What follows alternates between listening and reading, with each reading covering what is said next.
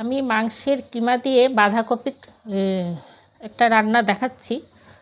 আপনারা মাটন দিয়েও করতে পারেন, চিকেন দিয়েও করতে পারেন। আপনারা রান্নাটা দেখতে থাকুন। বাঁধাকপিটা কেটে রাখলাম। কপি রান্না করতে গেলে তো আলু লাগেই, এখানে আলুটাও কেটে রাখলাম।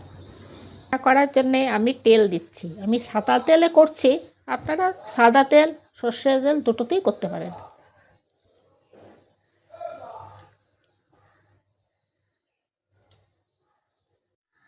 প্রথম আলুটা আমি ভেজে নিচ্ছি। বাঁধাকপি দিতে রান্না করতে পারে তো আলু দিতেই হবে।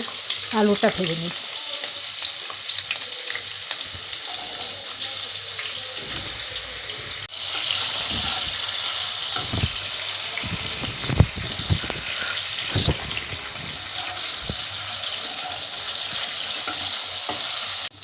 আলুটা ভাজা হয়ে গেছে, এবার পেঁয়াজগুলো ছেড়ে ভেজে নিচ্ছি।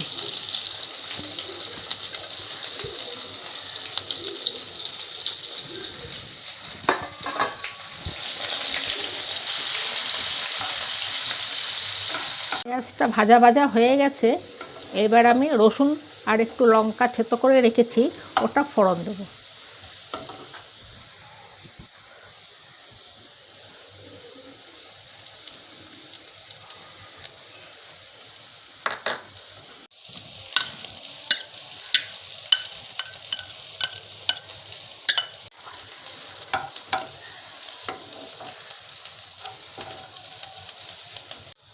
এবার আমি মাংসের কিমাটা দিয়ে দিচ্ছি।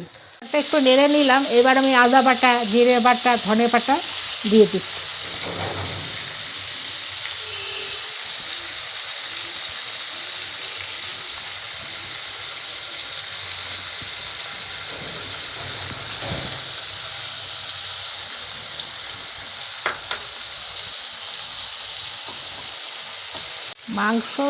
মাংসের কিমাটা এবার বেশ করে কষাতে হবে। এরকম আমরা কষাই রান্না করার সময়, তেমনি মাংস সেইভাবেই কিমাটা কষাতে হবে।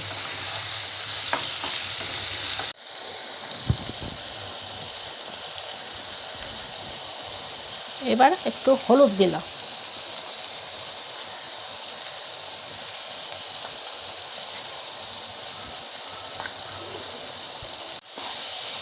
এবার মাংসটা কষাতে হবে ভালো করে। কষিয়ে নিয়ে তারপরে বাঁধাকপিটা দেব,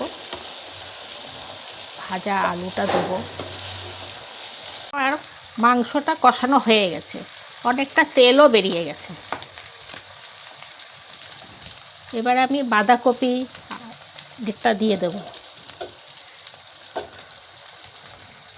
বাঁধাকপির সঙ্গে আবার একটু মটরশুঁটিও আছে, ওটাও দিয়ে দেব।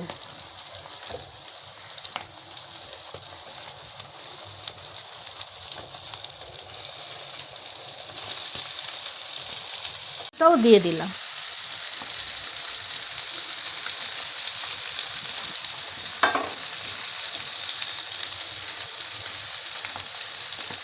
নাড়াচ্ছি,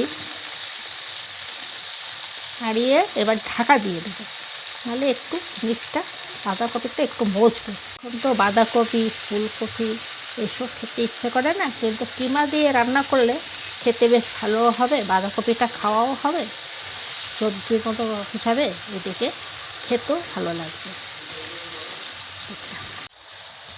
এবার ঢাকাটা দিয়ে দিলাম, আস্তে আস্তে একটু মজুক।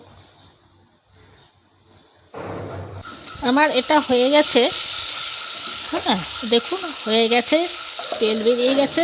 এবার আমি গরম মশলা দিয়ে এটা নামিয়ে দেবো। আপনারা এইভাবে করে খেয়ে দেখবেন, খারাপ লাগবে না। রুটির সঙ্গে, ভাতের সঙ্গে খারাপ লাগে না, ভালো লাগে খেতে। এবারে গরম মশলাটা দিয়ে দিচ্ছি।